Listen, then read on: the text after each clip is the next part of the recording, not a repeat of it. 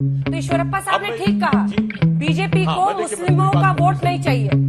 लिंगायत के लिए 2% और एससी के लिए 2% बढ़े तो आप जवाब फाइल करते। आपकी नीयत। बाबा साहब अम्बेडकर के बने संविधान में मुस्लिम आरक्षण खारिज किया गया था। आप सभी को राम राम। आप सभी का स्वागत है आज की नई वीडियो में। तो आज की ये डिबेट सुधांशु त्रिवेदी जी और रोहन गुप्ता जी के बीच में होने वाली है। डिबेट चल रही थी कर्नाटका चुनाव के ऊपर, पर इसमें एक मुद्दा निकल के आया धर्म के आधार पर आरक्षण का। तो त्रिवेदी जी ने बताया कि कैसे बाबा भीमराव अम्बेडकर से लेके सरदार पटेल तक धर्म के आधार पर आरक्षण के खिलाफ थे।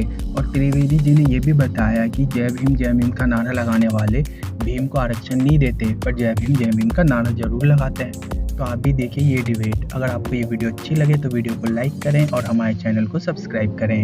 आपको मैंने रिपोर्ट में दिखाया था, कम से कम 5 इंडियन पीनल कोड की 5-6 धाराओं के तहत केस दर्ज कराया है गृह मंत्री अमित शाह पर। ये दावा तो वो लोग हर जगह कर रहे हैं। बिल्कुल गलत दावा है। आप देखिए, किसी तूफानी बच्चे को आप मॉनिटर बना दो तो क्लास में कुछ नहीं होगा। ये वही हाल है आज। ये कहना कि नहीं कांग्रेस के आने से दंगा भड़केगा, मुझे बताइए किसी भी देश के गृह मंत्री का किसी भी राज्य में जाके चुनावी मुद्दा इसको बनाना योग्य है? मुझे बताइए कोई भी पैमाने से। आज भाजपा जो लोग स्पीच लेते हैं, राहुल गांधी जी की एक स्पीच पे आज उनका सांसद पद रद्द कर दिया गया। क्या आपको नहीं लगता है कि गृह मंत्री ने जो ये बयान दिया है वो बेजिम्मेदार है? क्या उनके ऊपर एक्शन होना चाहिए? इसीलिए कांग्रेस पार्टी ने एफआईआर फाइल की है। आप चुनाव लड़िए, मुद्दों पे लड़िए। आपको मालूम है कि नफरत फैला के आपको चुनाव जीतना है और आप देश की शांति को भी आप उस मामले के लिए खराब कर सकते हैं। मुझे नहीं लगता इतनी सत्ता भाजपा के सिवा कोई भी पार्टी की हो सकती है कि मजबूरी में भी देश की शांति को खराब करके भी, कर्नाटक की शांति को हिला के भी वो अपनी सत्ता बचाने की जो प्रयास कर रहे हैं पूरी तरह से विफल हो गया। अंजना जी, सुधांशु जी जवाब दीजिए। भड़का रहे हैं आप लोगों को, इसीलिए धाराएं 5 धाराएं लगाई गई। जिसके नेता ने दावा किया, देखिए ये वो पार्टी है जिनके नेता ने दावा किया था नफरत के बाजार में मोहब्बत की दुकान सजाने आया हूं और जहरीले सांप वाला बयान लेके आया हूं। गजब की मोहब्बत की दुकान है, इतना जहर बुझा बयान है, इतनी जहरीली जुबान है और मोहब्बत की दुकान है। इसीलिए हकीकत में आपके दिल की आरजू बार बार लबों पे आ ही जाती है और यह सच है। मैं तो स्वयं कह रहा हूं, मल्लिकार्जुन खड़गे जी को मैंने नेता प्रतिपक्ष के रूप में राज्यसभा में भी बोलते हुए बहुत बार सुना है। जब से वो राष्ट्रीय अध्यक्ष बने हैं तभी उन्होंने रावण वाला बयान दिया, उसके बाद ये दिया।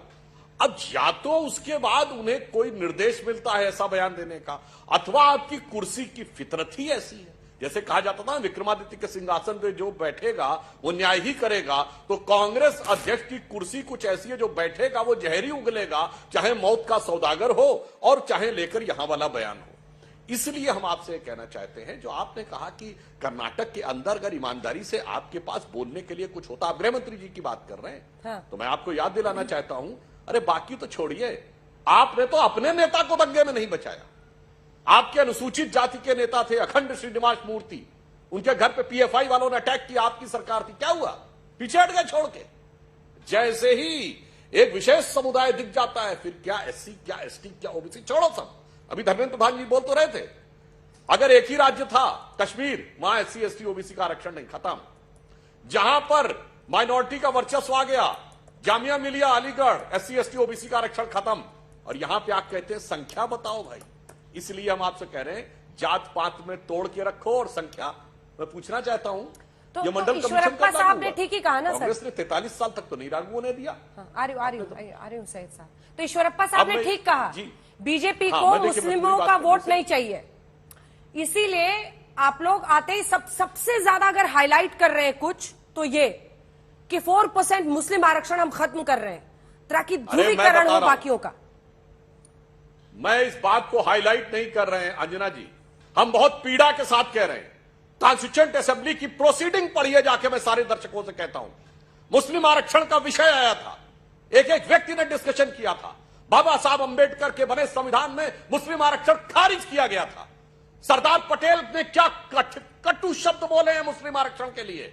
यह कहा गया कि भाईचारा इससे रहेगा, उन्होंने कहा ऐसा भाईचारा मुझे नहीं चाहिए।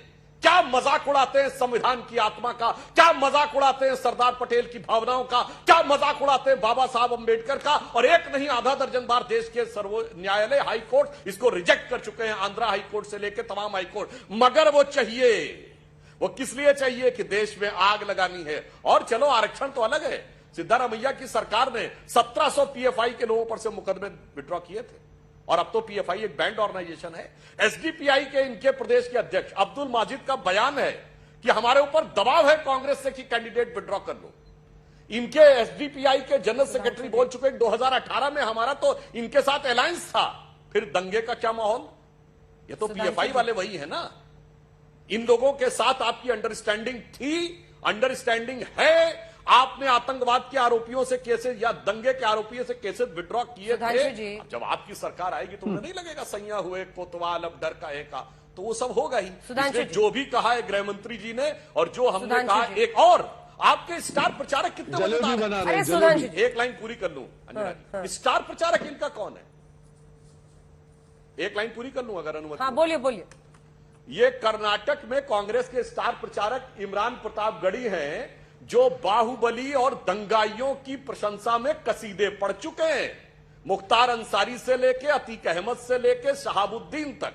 और उसके बाद ये कहते हैं ये साहब मोहब्बत की दुकान सजाएंगे और उसके बाद आप एक सुख और शांति की बात लाएंगे। इसलिए कर्नाटक की जनता और देश की जनता बहुत समझदार है। पहले आप लोग कहते थे कि अगर विपक्ष जीत गया तो पाकिस्तान में पटाखे फोड़े जाएंगे, अब आप लोग कहते हैं कि अगर कोई और जीत गया तो दंगाग्रस्त राज्य हो जाएगा। वैसा ही कुछ है ना मामला? अंजना जी, मैंने तो इस बात का जवाब दिया ना। पीएफआई से केस हटाए थे कि नहीं? एसडीपीआई के अध्यक्ष अब्दुल माजिद नाम के साथ बोल रहा हूं, उसने बयान दिया कि नहीं? बोलिए ना। और इनका स्टार प्रचारक अगर अतीक अहमद, मुख्तार अंसारी, शहाबुद्दीन छोड़िए, औरंगजेब की कब्र पे जाकर मजार पे फातिया पढ़ के उनको रहमतुल्लाह अल सलेह बोलने वाले लोग अगर कर्नाटक में आएंगे तो वो कौन कौन सा मंजर लाएंगे? मैंने 3 आज वो इस राज्य के चुनाव के लिए चर्चा में आ रहे हैं जिसकी वहां 5 साल का इनका शासन रहा है। एक भी शब्द बोलने के लिए नहीं है अंजना जी। और यही मैं देश की जनता को, क्योंकि आपका सबसे ज्यादा पॉपुलर शो है, बताना चाहूंगा। ये मजबूरी देखिए भाजपा की कि 5 साल शासन करने के बाद भी एक भी शब्द ऐसा नहीं है कि जहां पे अपनी उपलब्धियों की बात जनता के पास कर पाए। यही नहीं, अभी और सुनिए। तो लिंगायत के लिए 2% और ऐसे के लिए 2% बढ़े तो आप जवाब फाइल करते। आपकी नीयत में खोट है। जैसे ही चुनाव आते हैं ये आपकी 40% कमीशन सरकार की जो यहाँ पे सिचुएशन है आप जान चुके हैं। 90% अंजना जी इन्होंने अपने मैनिफेस्टो के वादे पूरे नहीं किए। मैं यहाँ पे लेके बैठा हूं उनका मैनिफेस्टो की। सुधांशु जी, हिम्मत है चर्चा करते हैं आपके मैनिफेस्टो। अभी मजा आएगा ना भिड़ो। चलो भाई देखो अब मैं क्या करता हूँ।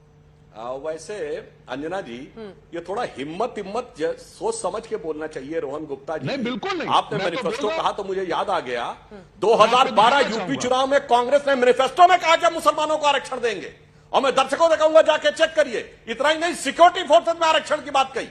यूपीए 1 सरकार में इनके रक्षा मंत्री ने कहा कि सेना में मुस्लिम हेड काउंट होना चाहिए। ये चुनाव के समय नहीं कहा था। आंध्र प्रदेश के चुनाव में आपने कहा कि मुस्लिमों को आरक्षण देना चाहिए। अरे कर्नाटक में आ जाइए सुधांशु जी। क्यों बाबा साहब अम्बेडकर के लिए श्रद्धा नहीं है? कर्नाटक में आ जाइए, घूम अब बताइए संविधान निर्माताओं के लिए श्रद्धा नहीं है?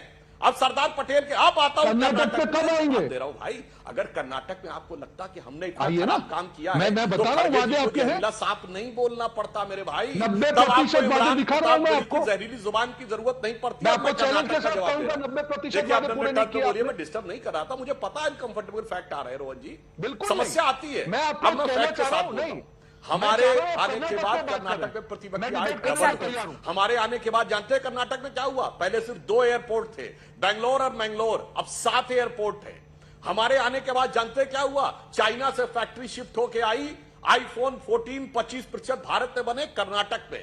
टुमकुर में युद्धक हेलीकॉप्टर बनाने की फैक्ट्री लगी कर्नाटक में। सेमीकंडक्टर चिप्स बनने की सबसे बड़ी फैक्ट्री लगी कर्नाटक में। अब सुनिए, फॉरेन डायरेक्ट इन्वेस्टमेंट जो भारत में आया 2022 में सबसे ज्यादा कर्नाटक को मिला 38%, महाराष्ट्र से ज्यादा 26% से आगे। और सॉफ्टवेयर, कंप्यूटर और आईटी में जो फॉरेन डायरेक्ट इन्वेस्टमेंट आया 53% कर्नाटक में आया। आप बताइए आपने क्या किया अपने जमाने में? पूछना चाहता हूं। चलिए मैंने तो ये एक पॉइंट गिनाया, बताइए आपके जमाने में जब आप गजब बेइज्जती है।